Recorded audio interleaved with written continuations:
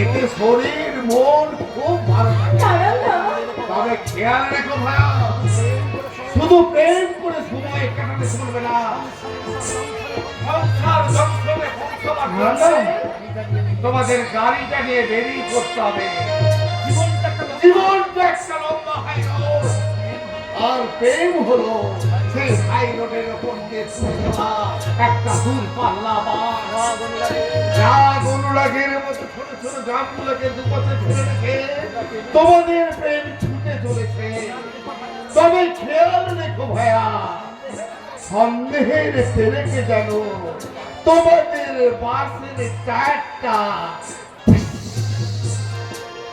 Puncture হয়ে না যায়, পাংচার হয়ে না যায়, তাহলে কিন্তু তোমাদের ভালোবাসার বাসাটা বাসা পর্যন্ত পৌঁছাবে না। বসার অন্ধকারে হারিয়ে যাবে ভাইয়া, হারিয়ে যাবে। না সিদ্ধান্ত না, নারায়ণদার এই অবস্থা দেখে আমার কিছুতেই ভালো লাগছে না। সেই বিলাসদার বড় ভয়ে সবাই মুখ বন্ধ করে থাকলো, তুমি অন্তত প্রতিবাদ করতে পারতে। আমি? হ্যাঁ হ্যাঁ, তুমি না একজন সাংবাদিক, এত বড় একটা অন্যায় দেখো কি করে তুমি মুখ বন্ধ করে থাকলে? চুপ করে থাকা ছাড়া আর যে কোনো উপায় নেই রে। আমার বন্ধু হয়ে তুই কি রে মনসুর, আমার বন্ধু হয়ে তোরা আমার কথা বলছিস? অধিকারী কাকা প্রতিবাদ করতে গিয়েছিল, চৌকাঠের শিকার হয়ে সন্ত্রাসের কাছে মাথা মনে হয়ে তার সংসারে কি হবে? অধিকারী মোটেও ভালো লোক ছিল না, সে বেআইনি অস্ত্র পাচার করতো। আর ওর ডেড বডির কাছে অনেক অস্ত্র পাওয়া গেছে। সিদ্ধার্থ, আমি নিজে ছাপিয়েছি। সিদ্ধার্থ, চোখে যা কিছু দেখবে তা কিন্তু সবসময় বিশ্বাস করা ঠিক নয়। ওই অধিকারী কাকার মৃতদেহের কাছে বেআইনি অস্ত্র পাওয়া গেছে বলে তুমি বলছো ওই অধিকারী কাকা বেআইনি অস্ত্রের ব্যবস্থা করতো? তাহলে তুমি শ্মশানে গিয়ে দেখবে সিদ্ধার্থ, সার দিয়ে ডেড বডি সরানো আছে, আর প্রত্যেকটা ডেড বডির পাশে আছে টাটকা ফুলের মালা। তাহলে কি তারা প্রত্যেকেই জীবিত কালে ফুলের ব্যবসা করতো? সিদ্ধার্থ, এটা পরিবর্তনশীল যুগ সিদ্ধার্থ। মানুষের মন থেকে প্রতিবাদ প্রতিরোধ নামক যে ভাষাগুলো হারিয়ে গেছে সেগুলো আবার নতুন করে ফিরিয়ে আনতে হবে। তুমি বিলাস বর্মনকে চেনো না ফুলকি? ও পারে না এমন কোনো কাজ নেই। ওর দুর্গে প্রবেশ করা মুখের কথা নয়, ক্ষমতা, পয়সা, টাকা, মন্ত্রী, পুলিশ, প্রশাসন সব আছে। আর তুমি যদি ওর বিরুদ্ধে প্রতিবাদ করতে যাও, তোমারও ঘাট ধাক্কা দিয়ে মাটিতে ফেলে দিতে পারে। হাসালে সিদ্ধার্থ, হাসালে ওই ঘর ধাক্কা দিয়ে মাটিতে ফেলে দিয়ে যায়, কিন্তু প্রতিবাদকে থামানো যায় না। তাই যদি যেত তাহলে যে মহাকালী থেকে মুখ্যমন্ত্রী মমতা ব্যানার্জিকে পুলিশ চুলের মুঠি ধরে টানতে টানতে বের করে দিয়েছিল, সেই মহাকরুণায় মমতা ব্যানার্জি মুখ্যমন্ত্রীর চেয়ারে বসতে পারত না। তোমরা নিশ্চিন্তে থাকো, ওই বিলাস বর্মন আমার একটা ক্ষতিও করতে পারবে না। আর ও যদি আমার কোনো ক্ষতি করতে আসে, ওকে আমি এমন ছবল মারবো যে ও গুনেও শেষ করতে পারবে না। আর নারায়ণদার বউকে মেরে ফেলার অপরাধে আজ আমি থানায় যাব ওর বিরুদ্ধে ডায়েরি করতে। ফুলকি! দাদা, এই তো ফুলকি। সিদ্ধার্থ বলছি তোমরাও আছো দেখছি। দাদা, তোমাদের সবাইকে দারুণ একটা খবর দেবো বলে আমি দৌড়ে দৌড়ে আসছি। এই দাদা, কিসের সুখবরে? তাড়াতাড়ি বল না, আমার যে আর ধৈর্য ধরছে না। বলছি রে বলছি, তাহলে দেখতো তোর জন্য একটা সালোয়ার কামিজ এনেছি, তোর পছন্দ হয়েছে কিনা? বাহ দাদা, বেশ সুন্দর হয়েছে, খুব সুন্দর। আর বসুন, তোমাদের সকলের জন্য একটা মিষ্টি।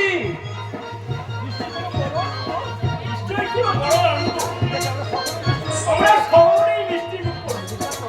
আসছি দেখো, আর এই পেন দিয়ে তুই খবর লিখবি, কেমন?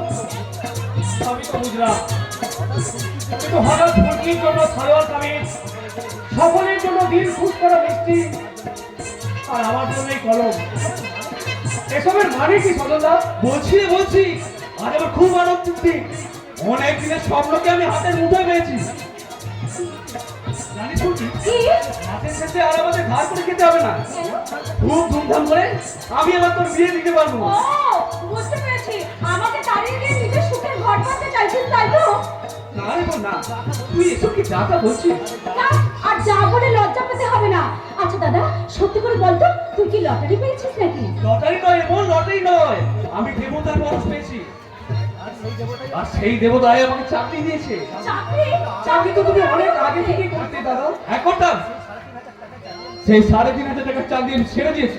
ছেড়ে দিয়েছো? হ্যাঁ ছেড়ে দিয়েছি। আর তার বদলে কাল থেকে যে চাকরিটা করবো, মাস গেলে আমি মাইনে পাবো 10,000 টাকা। 10,000 টাকা? হ্যাঁ রে বোন, আমাদের আর অভাব থাকবে না। অভাবের কালো মেঘটা কেটে গিয়ে দেখা দিয়েছে সুখী সূর্য। কোথায়? তুমি কোথায় চাকরি পেয়েছো দাদা? ওই বিলাসদের কারখানায়। ওই বিলাসদাই নিজে ঢেকে দিয়ে গিয়ে আমাকে চাকরিটা দিয়েছে। দাদা? আর আমি ওই কারখানার সুপারভাইজার। মাস গেলে আমি মাইনে পাবো 10,000 টাকা। দাদা? এই গায়ের লোকে বিলাসদার নামে বাজে কথা বললেও বিলাসদা আমার কাছে ভগবান। চুপ করো! চুপ করো দাদা, চুপ করো। শুধুমাত্র নিজের স্বার্থের জন্য যে মানুষটাকে তুমি দেবতা বলছো, তুমি কি জানো সেই মানুষটা গ্রামের 8 মানুষের ক্ষতি করেছে? তাতে আমার কি? আমি তো আমার স্বপ্নকে হাতে নিতে পারছি। বাহ! চমৎকার দাদা, চমৎকার। শুধুমাত্র নিজের স্বার্থের জন্য গোর্খাল্যান্ডের মতো ওই পশ্চিমবঙ্গের বুক থেকে পাহাড়টাকে তুমি আলাদা করে দিতে চাইছো? না দাদা না, এই চাকরি তুমি ছেড়ে দাও, এই চাকরি তুমি করো না দাদা। এখন কি বুঝে নিয়েছিস? দাদা, এই কথাটাকে মাইনে পেতাম বলে টিউশন পড়িয়ে আমি তো লেখাপড়া শিখিয়েছি। দাদা, নিজে না খেয়ে প্রতি মাসে তোকে আমি টাকা পাঠিয়েছি। আর যখন আজ দুটো টাকার মুখ দেখলাম, দাদা, তুই তুই আমাকে বলছিস যে চাকরিটা ছেড়ে দাও দাদা, ছেড়ে দাও। কান খুলে শুনে রাখ ফুলকি, এই বিলাসদার দেওয়ার চাকরি আমি কোনোদিনও ছাড়বো না, কোনোদিনও না।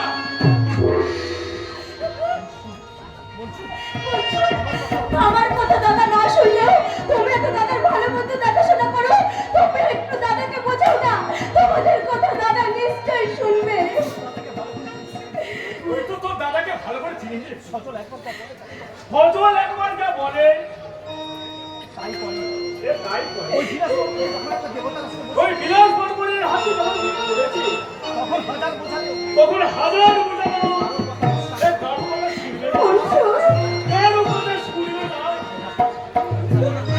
সিদ্ধার্থ, তুমি কেন চুপ করে দাঁড়িয়ে আছো? সিদ্ধার্থ, দয়া করে তুমি কিছু একটা করো।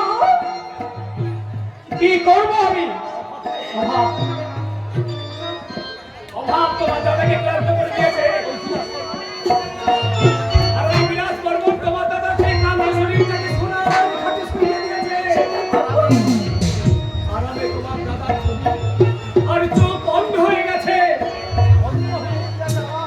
আর ওই বন্ধ হয়ে যাওয়া অন্ধ মানুষের ঘুম আমি তো কোন ছাপ কোন ভগবানও ভাঙাতে পারবে না, কোনদিনও না। সিদ্ধার্থ, সিদ্ধার্থ শোনো, সিদ্ধার্থ শুনে যাও। বিলাস বর্মন, শুরুতেই তুমি দাবার 2.5 প্যাকেট চালের পরে কিস্তিমাত করতে চাইছো, কিন্তু তুমি আমাকে চেনো না বিলাস বর্মন। আমার নাম ফুলকি। ওই কাঠের পোশাক থেকে তোমাকে আমি টেনে নামিয়ে আনবো, তোমার কাঠের পোশাকে আমি ফাটল ধরাবো, তোমার অহংকার আমি মাটির সাথে মিশিয়ে দেবো। আজ যে গানের মানুষ তোমার বিরুদ্ধে মুখ বন্ধ করে থাকে, কাল তারা ভোট জানবে, আমি তোমার এমন হাল করবো যা দেখে তুমি ঘুমিয়ে ঘুমিয়ে চিৎকার করে বলবে, মেয়ে তো নয়, যেন আগুনের ফুলকি। মেয়ে তো নয়, যেন আগুনের ফুলকি। বিলাস বর্মন, আজ থেকে খেলা স্টার্ট করলাম।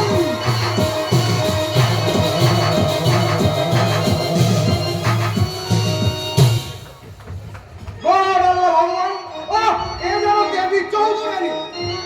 সকাল থেকে এটা কর সেটা কর বলে বাড়ি মজাও করছে। আচ্ছা আচ্ছা আপনারাই বলুন, একা হাতে এত কাজ কি থাকলো না? ভারী ছুটি ভাই বুড়ির পাল্লায় পড়েছি, কাজ নেই কম নেই, সকাল থেকে বাড়িটাকে ধর্মস্থান করাবে বলে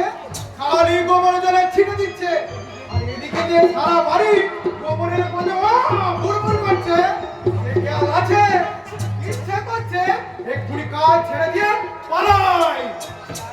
আরে প্রত্যেক দিন তো 24 ঘন্টার মধ্যে 42 বার বলছিস চলে যাব চলে যাব চলে যাব, তো যাচ্ছিস কোথায় শুনি? আরে সেই বউটার সাথে তো ঝগড়া করে চলে এসেছিস, কোথায় যাবি? বইয়ের কাছে চলে যাবো ঠাম্মা। হ্যাঁ, সে হাতবাজির সাথে তো ঝগড়া করে চলে এসেছিস, যাওয়ার মুখ আছে তো? ওই ঘটনার পর কার না মাথা গরম হয় ঠাম্মা? ও কি করেছে জানো? কি করেছে? আমি ওই কলকাতার কারখানায় কাজ করতাম বলে 1 বছর বাড়ি যেতে পারিনি। আচ্ছা। মালিক ছুটিও দেয়নি। 1 বছর পর তখন ওই গায়ের বাড়িতে বইয়ের কাছে গেলাম, দেখলাম বইয়ের কোলে বাচ্চা। রেগে গিয়ে বউকে জিজ্ঞাসা করলাম, 1 বছর আমি ঘরে ছিলাম না, ওর কোলে বাচ্চা এলো কোথা থেকে? বউ বললো, কি বললো? তুমি ছিলে না তো কি হয়েছে, আমি তো ছিলাম। কত ভালোই তো করেছে রে ভাই, তোর উপকার করেছে। দেখ তোকে কষ্ট করতে হবে না, আবার অন্তত তোর বংশ বৃদ্ধিও বেড়ে গেল।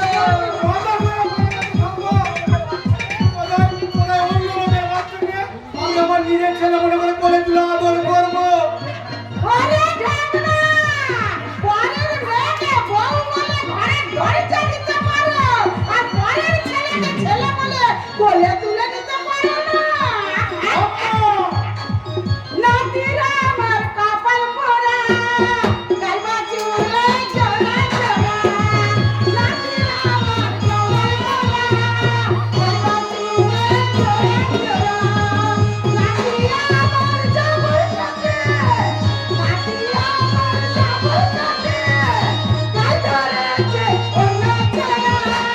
নাতিরা আমার কপাল পোড়া, গাই ধরেছে জোড়া জোড়া। নাতিরা আমার কপাল পোড়া, গাইবা চুলে জোড়া জোড়া। আম্মা ভালো হচ্ছে না বলে দিচ্ছি। এই, বলছি শোন, কোথায় কোথায় আমার কাটা খায় মলম লাগাবে?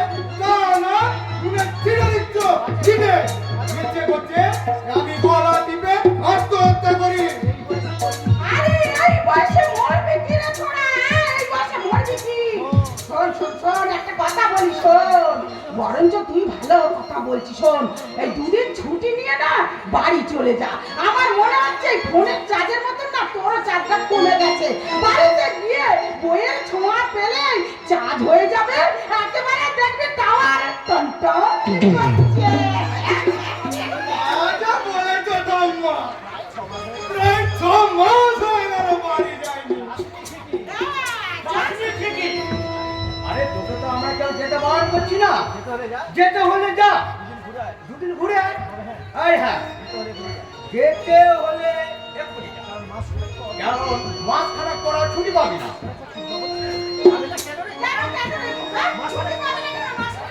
কারণ মাস খারাপ পর আমি সিদ্ধার্থর বিয়ে ঠিক করে দিচ্ছি। কি বলছেন কর্তা? ছোট বাবুর বিয়ে? হ্যাঁ রে, আরে সেই খবরটা দেওয়ার জন্যই তো এখানে আসা।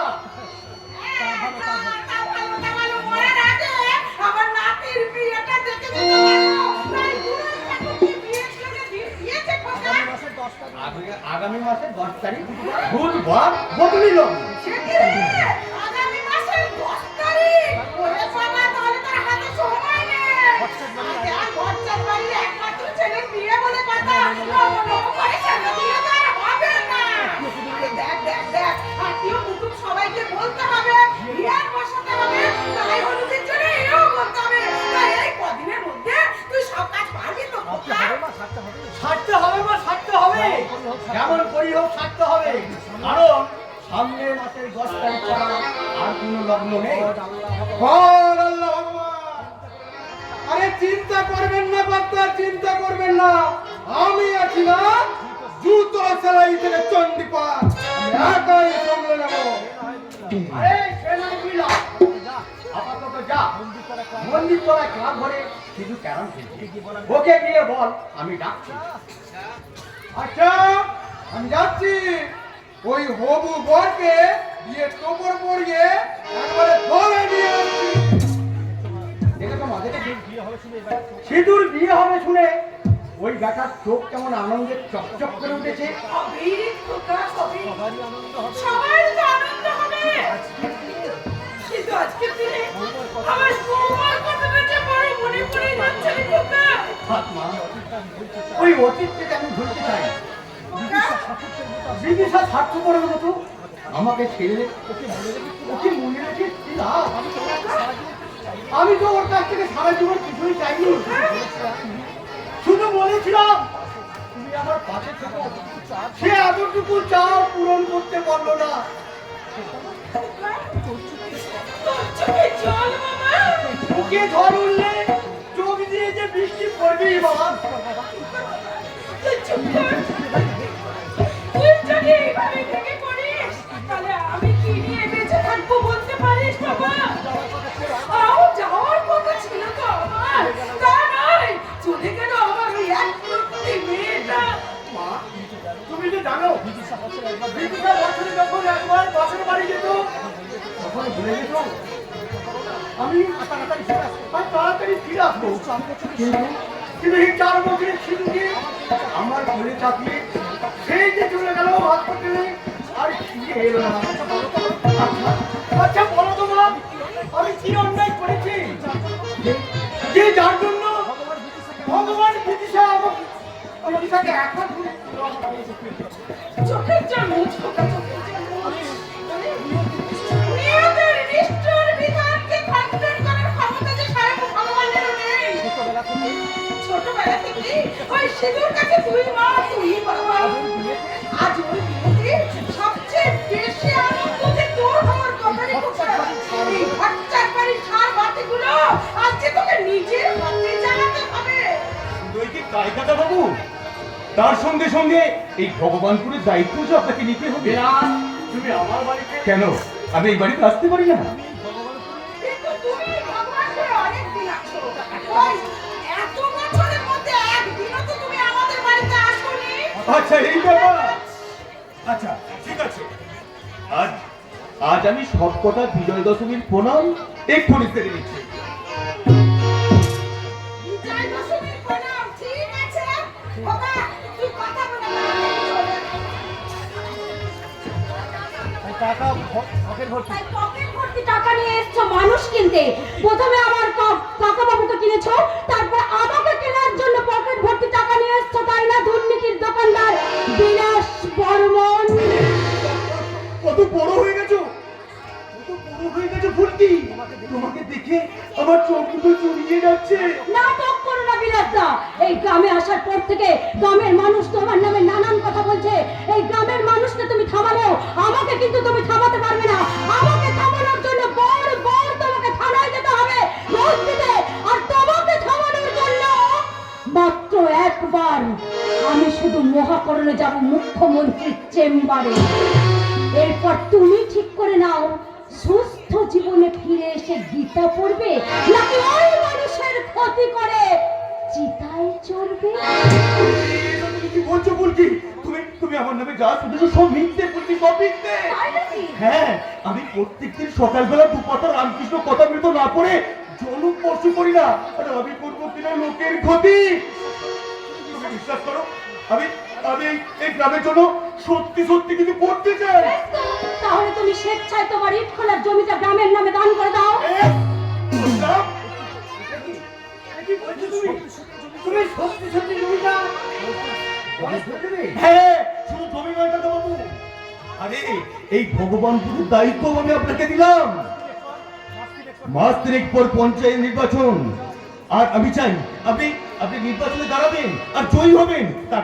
তারপর আমি পিছন থেকে আপনাকে টাকা দিয়ে সাহায্য করব, আর আপনি এই ভগবানপুরকে স্বর্গের মতন সাজিয়ে তুলবেন, স্বর্গের মতন। এসব কি বলছো তুমি? আমার নিজের কান্তি বিশ্বাস হচ্ছে না। আরে আমি নির্বাচনে দাঁড়াবো? আরে ঠিকই বলছি দাদা বাবু, ঠিকই বলছি। আমি সব ব্যবস্থা করে দেব। না না, এই আমার তো হবে না। এ কেন হবে দাদা বাবু? তুমি দাদা বাবু একটু বোঝাও। আরে মানছি আমি এই নাই গ্রামের ক্ষতি করেছি, কিন্তু কিন্তু কাকা বাবু তো আর ক্ষতি করেনি। হ্যাঁ কাকা বাবু, কথাটা কিন্তু একদম ফেলে দেবার নয়। গ্রামের আর পাঁচটা মানুষের ভালোর জন্য কাউকে না কাউকে তো দায়িত্বটা নিতেই হবে। এই ভগবানপুরে ভালো হোক তা আমি চাই ফুলকি, কিন্তু এত বড় দায়িত্ব নিয়ে যদি না আমি সামলাতে পারি না, আমাকে একবার ভাববার সময় দাও, আমাকে একটু ভাববার সময় দাও। কাকা বাবু, কি ফুলকি, এবার আর আমার তো তোমার কোনো রাগ নেই তো?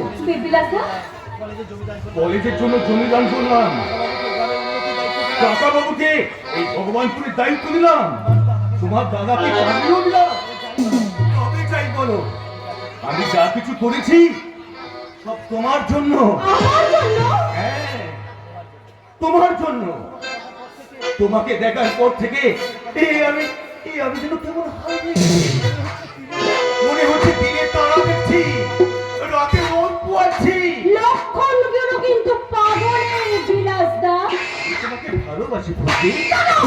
তুমি খুব ভালো করে জানো ওই সিদ্ধার্থকে আমি ভালোবাসি।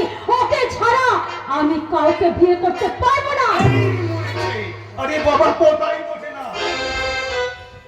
বিয়ে তো তুমি সিধুকেই করবে। আমি দাঁড়িয়ে থেকে বিয়েটা দেব, আমার খুব কষ্ট হবে, কিন্তু আমার চোখ থেকে জল বেরিয়ে নদীতে পরিণত হবে। তবু আমি সব মেনে নেব।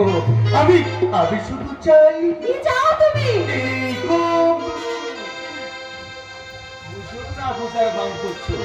আমার কেবল একটাই দাবি, কি? এই বুড়ো বাঘের মতন এই বুড়ো পুরো চর্চা তুমি আমার সাথে করতে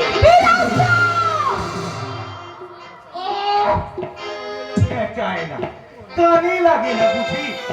এবার চেঁচালে ছোটবেলায় আমি তোমার চিঠি জায়গাগুলো হাত পুড়িয়ে চিমটি কেটে দিতাম। জায়গাগুলো কেটে দেব।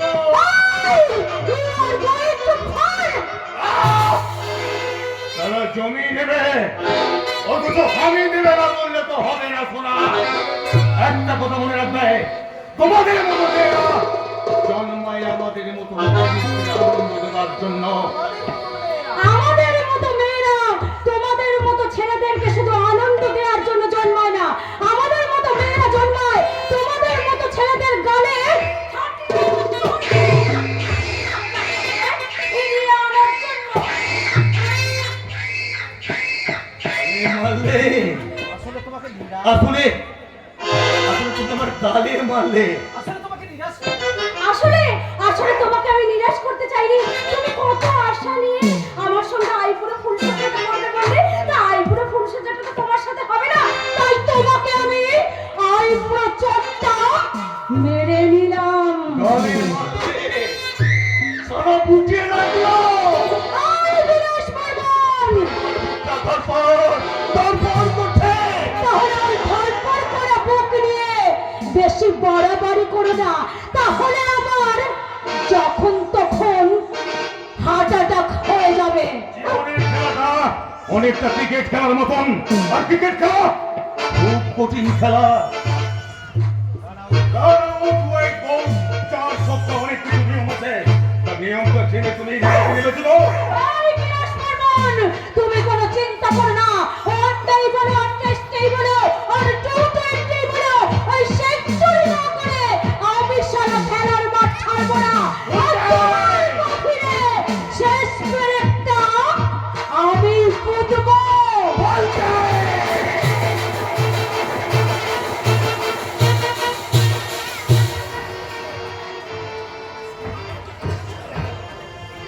অসম্ভব অসম্ভব অসম্ভব! এ আমি কি শুনলাম? বিনা স্বেচ্ছায় গ্রামের মঙ্গলের জন্য কাকাবাবুকে ভোটদান করাচ্ছে। এ তো ভূতের মুখে রাম নাম। ঠিক বলেছো বৌদি, ঠিক বলেছো। আসলে কি জানো, ওই ভূতটা এতদিন চারিদিকে শুধু ভূতই দেখেছে, আর এখন ওই ফুলকির মতো সীতার দেখা পেতেই রাম নাম করতে আরম্ভ করেছে। হেসো না, হেসো না ঠাকুরপো, হেসো না। আমি তো ওকে চিনি। এক গলা গঙ্গা জলে দাঁড়িয়েও যদি কেউ বলে ও মানুষের ভালো চায়, তাতেও আমি বিশ্বাস করব না। বৌদি, আসলে কি জানো, বাংলার মেয়েরা যখন থেকে স্বামীর দেওয়া এক চিমটে সিঁদুর সিঁথিতে পরে নেয়, তখন থেকে স্বামীকে অন্ধের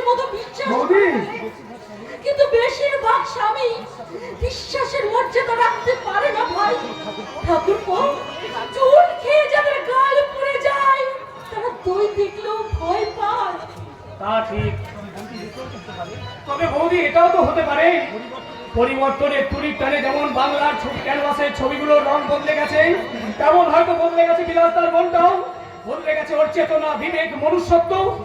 সিদ্ধান্ত ঠিক কথাই বলেছে বৌদি। আমি নিজে বদলের সাক্ষী। আর বিলাসদা বিলাসদাকে আমাদের থেকে আমি অনেক ভালো চিনি।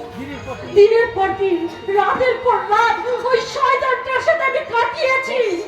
দস্যু রত্নাকর যদি বাল্মীকি মুনি হতে পারে বৌদি, তাহলে তোমার ওই শয়তান স্বামীও ভালো হতে পারে। মানসিক জীবনের শুরু থেকে বিলাসদা হয়তো আমাকে ভুল করতো, তাই উত্তর মিলত না। কিন্তু এখন বিলাসদা সরল লেখার মতো সরলতা দিয়ে শুধু যোগের অঙ্কই করে যাচ্ছে। যোগের অঙ্ক? হ্যাঁ বৌদি, যোগের অঙ্ক। মানুষের সাথে মানুষকে যোগ করতে চাইছে, সততার সাথে পবিত্রতাকে, আর শক্তির সাথে ভক্তিকে যোগ করতে চাইছে। তোমরা যা বলছো তা যদি সত্যি হয় তাহলে সবথেকে বড় খুশি হব আমি। প্রত্যেক দিন সিঁদুর পরার সময় আমার মনের ব্যথা থেকে যে চোখের জলটা ঝরে পড়ে তা আজ আনন্দের অশ্রু হয়ে ঝরে পড়বে। কিন্তু কিন্তু কিন্তু তোমাদের বিলাসটা বদলে গেছে। যতদিন না প্রমাণ পাবো ততদিন আমার এই মনের যন্ত্রণা কিছুতেই কমবে না। ঠিক আছে, আমি কলকাতা থেকে ফিরে আসি, তারপর দুসঙ্গের মেঘটা আমি নিজের হাতে সরিয়ে দেবো। তুমি কলকাতায় যাচ্ছ নাকি? হ্যাঁ, কাল যাচ্ছি, দিনের পর ফিরবো। হঠাৎ কলকাতা? কারখানার মেশিনগুলো সব পুরনো হয়ে গেছিল, যে কোনো মুহূর্তে একটা অ্যাক্সিডেন্ট হয়ে যেতে পারতো। আর বিলাসদা আমার মুখে থেকে এসব কথা শোনার পরেই সিদ্ধান্ত নিল যে কারখানার মেশিনগুলো সব নতুন হবে, আর সেই মেশিন কেনার দায়িত্ব পড়লো আমার উপর। বুঝেছি।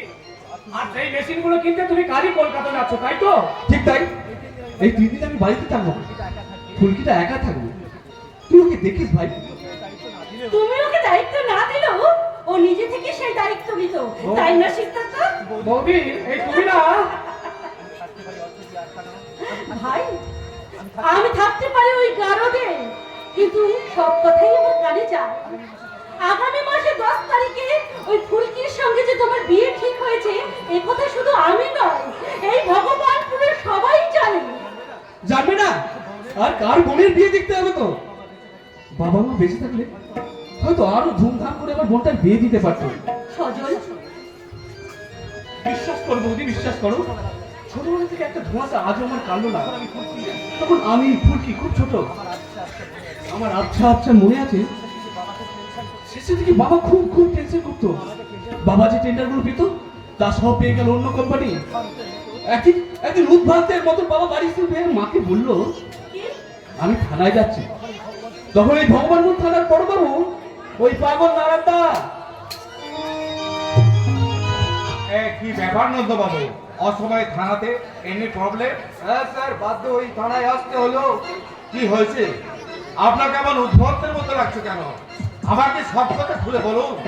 বলছি, গত 6 মাস ধরে আমার সমস্ত সিক্রেট টেন্ডার ফাঁস হয়ে যাচ্ছে। যে টেন্ডার গুলো আমি প্রতি মাসে পেতাম তা পাচ্ছে ওই অন্য কোম্পানি। সে কি? শুধু তাই নয় স্যার, ব্যবসার কাজের জন্য আমাকে একটু দিল্লি যেতে হয়েছিল। গত 7 দিন আমি ছিলাম না। ফিরে এসে কারখানায় গিয়ে দেখি আমার সমস্ত দামি দামি মেশিনের পার্টসগুলো চুরি হয়ে গেছে। নাইট গার্ডকে জিজ্ঞাসা করলাম, নাইট গার্ড কিছু বলতে পারলো না। কে করতে পারে এমন কাজ? সেটাই তো স্যার বুঝতে পারছি না। এরা সবাই তো আমার আপন। আর বাড়িতে আমি, আমার স্ত্রী, 2 ছেলে মেয়ে, আর ওই বিলাস। আচ্ছা, বিলাসকে আপনি আমার বড় ছেলে ভাবতে পারেন? আমার সঙ্গে সঙ্গে ও খুব ভেঙে পড়েছে। ও এরকম কাজ করতেই পারে না স্যার। তাহলে কে করতে পারে এমন কাজ? সেটাই তো বুঝতে পারছি না। আপনার কাছে আমি হাত জোড় করে বলছি, আপনি দয়া করে কিছু একটা করুন স্যার, কিছু একটা করুন। আপনি নিশ্চিন্তে থাকুন নন্দবাবু, আপনি নিশ্চিন্তে থাকুন। আপনাদের পাশে দাঁড়াবার জন্য আমি খাকি পোশাকটা পরেছি। ক্রিমিনাল যেই হোক তাকে আমি ধরবই। তবে হ্যাঁ, কাল একবার আপনার কারখানায় আমি যাব।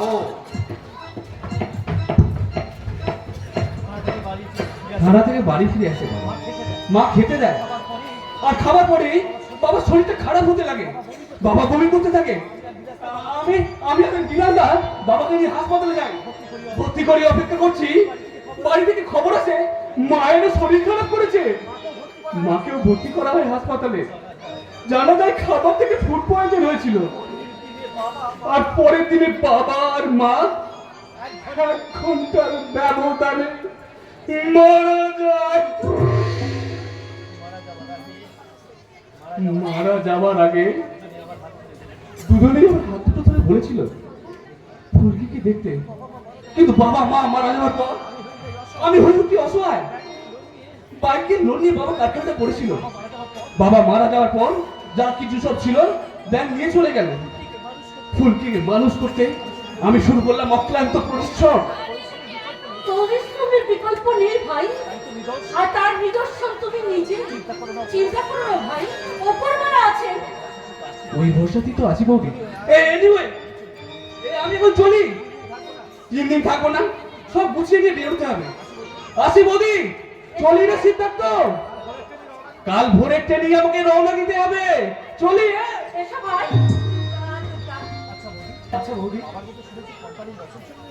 বাবার মুখে শুনেছি কোম্পানির লসের জন্য নাকি সজলদার বাবা মা বিষ খেয়ে আত্মহত্যা করেছে, কিন্তু এখন সজলদার মুখ থেকে যা শুনলাম তাতে তো রহস্যের গন্ধ পাচ্ছি। এত বড় বেইমানি কে করতে পারে? এত বছর পরে এই প্রশ্ন করে কি লাভ? লাভ আছে বৌদি, লাভ আছে। দিনকাল পাল্টে গেছে, মাটি করে কিছু মানুষের হাড়গোড় পাওয়া গেছে বলে আজ তো ধরে চলে উঠেছে, আদালতে কেস হচ্ছে। এটা থেকে আমরা কেউ বা গ্রেপ্তার হচ্ছে, কেউ বা জামিনে লুকিয়ে বেড়াচ্ছে।